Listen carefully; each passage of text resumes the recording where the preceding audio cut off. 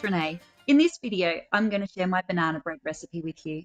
This is a recipe I've featured on my Instagram page, and it's also a recipe from my book, My Vegetarian Lunchbox.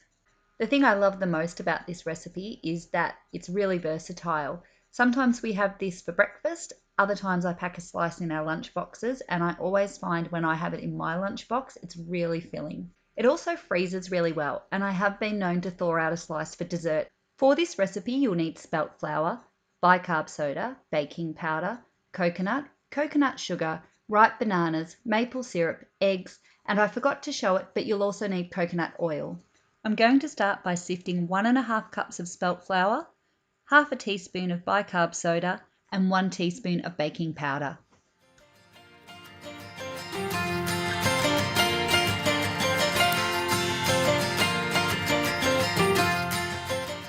The final dry ingredients are the coconut and the coconut sugar.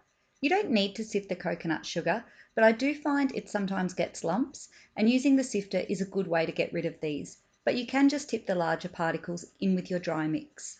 If you don't have coconut sugar, brown sugar makes a really good substitute.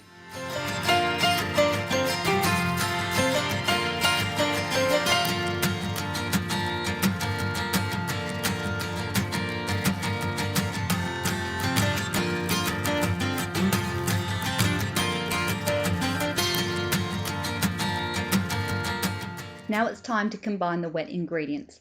Now my recipe does call for 4 ripe bananas, but I only had 3, so that's what I'm going with today. So you will need to combine your ripe bananas, 2/3 of a cup of coconut oil melted, 1/4 of a cup of maple syrup, and 2 eggs, and then whisk that all together.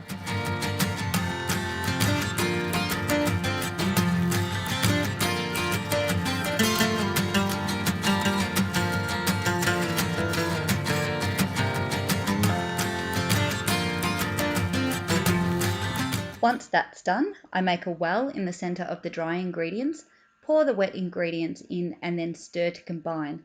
I like to use a spatula to just keep turning the mixture and folding it over and over until it's combined. I always find there's some sneaky dry ingredients hiding down the bottom, so I try and make sure I get all of those as well.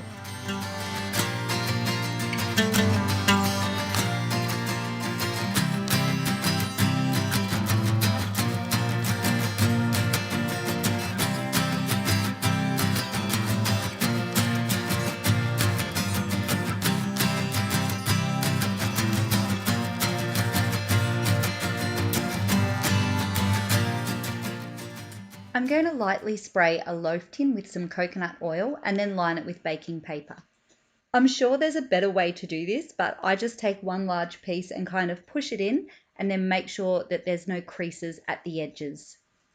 Then using my spatula, I'm going to pour the mixture into the loaf tin. And there were some sneaky dry bits down the bottom.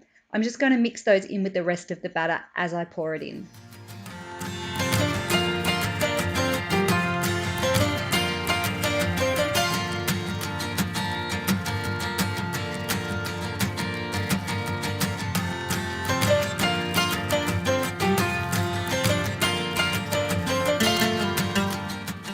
Now this is totally optional, but I like to add fruit to the top of my banana bread.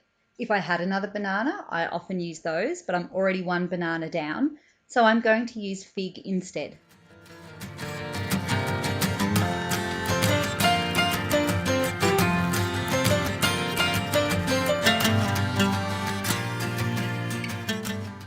I'll then bake the banana bread in the oven at 180 degrees Celsius for 45 minutes.